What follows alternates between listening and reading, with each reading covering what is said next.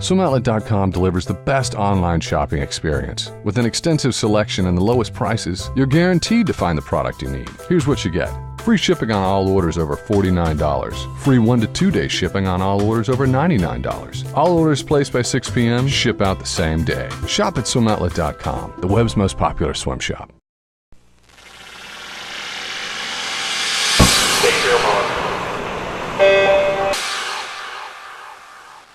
This is Raceday, sponsored by SwimOutlet.com. Just wrapped up day 5 here in Omaha of the USA Swimming Trials. I'm Tiffany Elias, joined by Jeff Cummings and John Lone. And this, in my opinion, has been the best session yet. Exciting swims, upsets. I think we're all in general consensus of our swim of the meet, which was the first event of the night. Let's get right into the men's 200 breast final. And upset here starting off the meet with Scott Welts coming in for the finish with first place 209. Right behind him with the 209 was Clark Burkle, and our favorites in the event, Brendan Hansen grabbing third and Eric Shanto for fourth. It was just unbelievable, and I was standing there before the race, and it just started to creep into my head, and I just was feeling like I was jinxing it, that I was just feeling that Brendan wasn't going to get top 2, and then he went out in 29.0, and it just really cemented it. He said afterwards, it probably was a little too fast, but that's what he had to do. It was a gutsy swim, but gutsier by Scott Welts to just pace himself and not get too excited on that first 100 and just reel him in like he did. Scott Welts reminded me of what we've seen from Danny Yurta, the Hungarian, for years. He back half this thing like a monster. He was 105.5 for the last 100, and that was just a freight train coming down on everybody the last 2 laps. It was ridiculous. 209.0 puts him 5th in the world. Suddenly, a guy from University of California, Davis, who's 30th, 37th, a couple 60th place finishes 4 years ago here in his events, is in a medal mix in London. This is the one that nobody could have seen coming. Absolutely. Now, afterwards, talking to Brendan, we had asked him, because he had the speed out front. He was out first at the halfway mark, and he said when he was breaking records, he was out in a 28, which was even faster than he was. So that just goes to show that his back half isn't quite the same as what it used to be. But Scott, out of nowhere on that last 50, that's really where the race didn't happen until the final 25, and he blew everybody away. Yeah, and 33.1. I mean, that's on the last 50. Nobody else was under 34. That says a lot about Scott, but he is definitely going to have to work on that front half a little bit more to be competitive, because, you know, people like Kosuke Kitajima, Ryota Taishi, they go out. He can't lose contact in London, and here he was able to get away with that, because you're looking at Burkle being second in 209.9. Those guys who are already, Kitajima's 208.00 this year, Tataishi's 208.50. That's another ballpark. So that's too much ground to make up. Well, that was my follow-up question, is that our veterans in this event got knocked out. Right. And so how is that setting us up? Do we have a chance for these guys to make it at least into the top 8 final in London? Maybe they can squeeze into a final. I don't see us being able to medal in this event. It's going to be awfully hard, and this is, with all due respect to Scott Welts and tremendous what he accomplished tonight, it's going to be really difficult for him to duplicate this in 4 weeks, because he's fully rested for this. He had to be. Yeah. And that's going to be that's a tough ask of someone. Yeah, and he had been building these 3 swims in the 200 breasts, and to get in the semis, he's going to have to probably go in the low 210s. To get in the finals, he's definitely going to have to go under 210. Will he be able to do that? And then in the final, he's going to have to go 208 if he wants to win a medal. It's asking a lot, but he's got these next 3 or 4 weeks to work with the coaches, work with people like Brendan, who's been there to kind of get him mentally prepared of what an Olympic final is like. So it's possible. Scott Spann did it in 2008, and I wasn't sure he was going to make it in. All right, so moving on to the women's 100 freestyle semifinal. Not all the cards have been played here, but leading the way was Amanda Weir. Behind her, Missy Franklin, Allison Schmidt, also Natalie getting into that final, which was really important for her. Jessica Hardy in the mix, also Dana Vollmer. 54 mids for our top 8. Predictions going into finals. Would have liked to see maybe a 53 high out of there tonight. Definitely going to need to see a couple of those tomorrow. Just because if you look around the world, you know the Dutch, who are the defending Olympic champions, have won the last 2 world titles. Their hammer, Renomi Kromowidjojo, has gone 52.75 this year. That's well beyond what any of our women have gone yet. Missy Franklin is going to be much faster. She's been 53 mid. But yeah, I would just like to see some 53s just to feel a little bit better. Do feel better about the women's 400 free relay than the men's, but we'll get around to that, I guess. I really like the lineup for the final. It's pretty much who I thought it would be. Really happy to see Leah Neal sneak in there for 8th place. She's been talked a lot. She's been talked up a lot this last year, 2 years even, and she was pretty much on the same track as Missy Franklin, and to see her at least get in the Olympic final to get that shot is just really great for her. All right, well, we'll see the final in that tomorrow. On to the men's 200 backstroke, which was one of 2 events for Lochte tonight. He's leading the way going into finals with a pretty decent swim in semis, 155. Tyler Clary grabbing 3rd, 57. And then Ryan Murphy in there, Tyler Clary, 155, and then Murphy in with a 157. So those are 2 decent swims coming out of semifinals. I think it was kind of I don't know why Ryan felt like he had to put out a 155. I mean, he could have gone 157, and knowing that, he had the semi-potential battle with Michael, would have had to exert a little more energy. But maybe he knows this is what he's going to have to do in London, so he's kind of rehearsing for what he has to do. I think a 155, as crazy as this sounds, just comes easy to him in that event because of how dominant he was. Ryan Murphy is a rising star, and Lochte made him look like an age grouper on the last 50. He just blew him out of the water there. And that was Murphy coming very close, within 3/10 of an Aaron Pearsall age group record.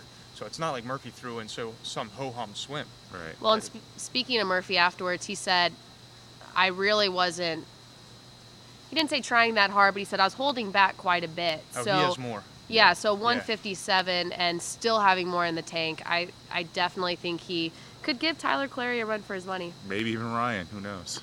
Maybe. You never know. You never know. I mean, I disagree, but he's young. He has no fear. Why not? Jeff, I'll book a flight home early and leave, and won't show the rest of the meet if Lochte doesn't win this race tomorrow. All right, so moving into the women's 200 fly, this was an exciting race. Texas A&M on top with another first-place finish. Camille Adams, 206. In for second, Kathleen Hersey, which was amazing, 207, especially after her third-place finish in that 100 fly.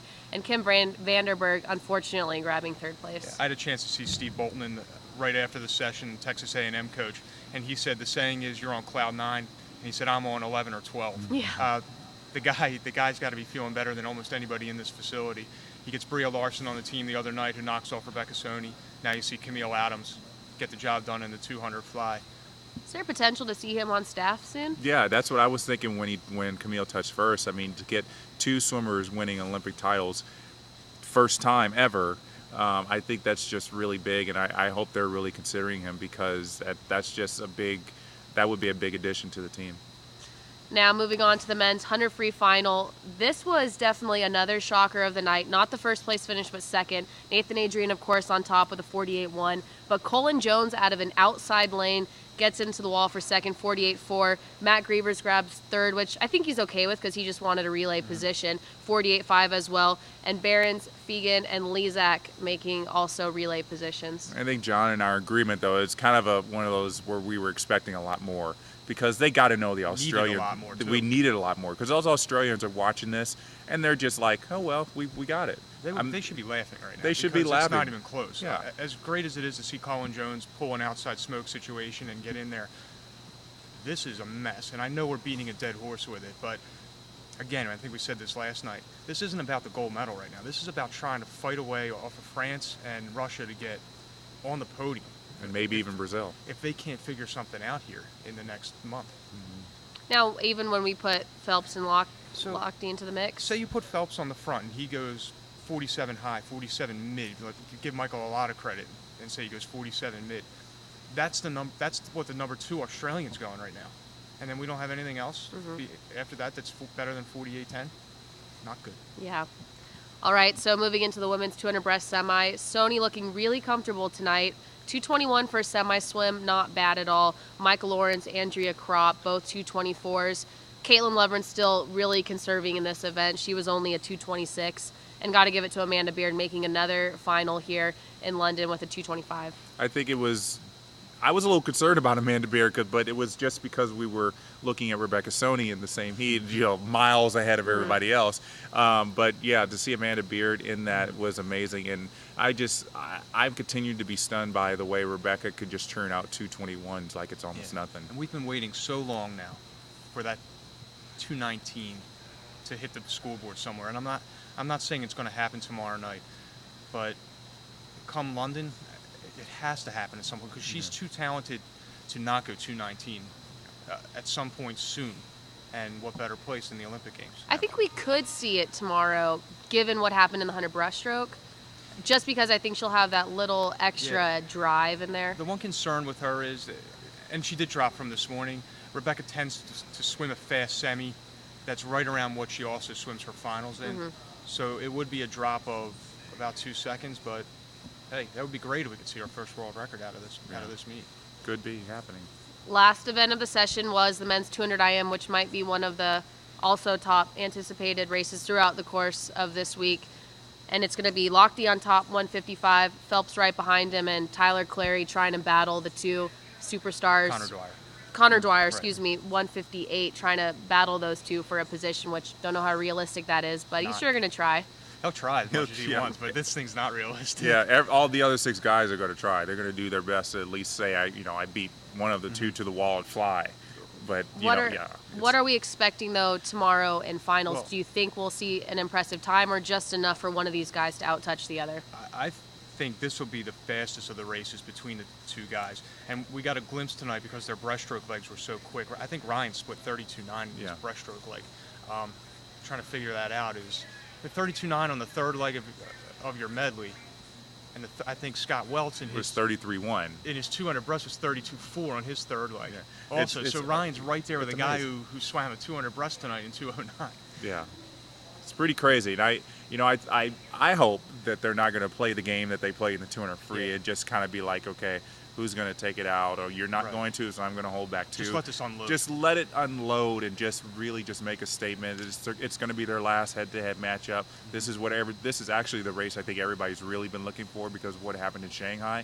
So just let it all out. Michael kind of promised that was going to happen. So I think everybody's going to really be on their feet for this one. But also keep in mind, Lochte has the 200 back prior, which as a Gator, he can handle it, but it's got to factor in there a little. It definitely factors in because along the same lines as the Olympic schedule, it's about a 20-minute window. That's anything at this point between those two guys can be a factor. Absolutely, but I think Ryan's been ready for it ever since Beijing when he won the 200 back and then got third in the 200 IM. I think this whole 4 years has been on his mind has been about I got to get ready for that double.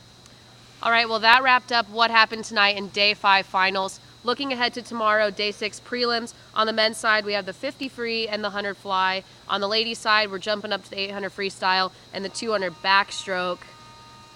What are we excited for going into Day 6? Well, the final won't take place until Sunday, but if there's a world record I think that could go down this week, it's Missy Franklin in the 200 backstroke. She went to 58.8 in the 100 back the other day. She's clearly a better 200 backstroker. Scared that record at World Championships last summer when she won the gold medal. Maybe that's one she can make a run at. It's 204, 8 something. Why not? I think I agree. I think it's one of those races where Missy is just going to let loose. She says every time it's her favorite event, and she loves. The reason she would love to do it here is because she looks up on the Jumbotron, sees the Olympic rings under the scoreboard. She said it motivates her, could help her a little bit more here. All right, well, that's going to conclude race day for Day 5 here in Omaha. If you've been enjoying our coverage, thanks for following us. You can go to Swimming World TV to watch interviews throughout the course of this weekend. John and I will be continuing on to London. Jeff will be back in the Swimming World studio to bring you the same coverage, so make sure to follow us all the way through. I'm Tiffany Elias, joined with Jeff Cummings and John Lone. We will see you tomorrow for Day 6 prelims of the USA Swimming Trials.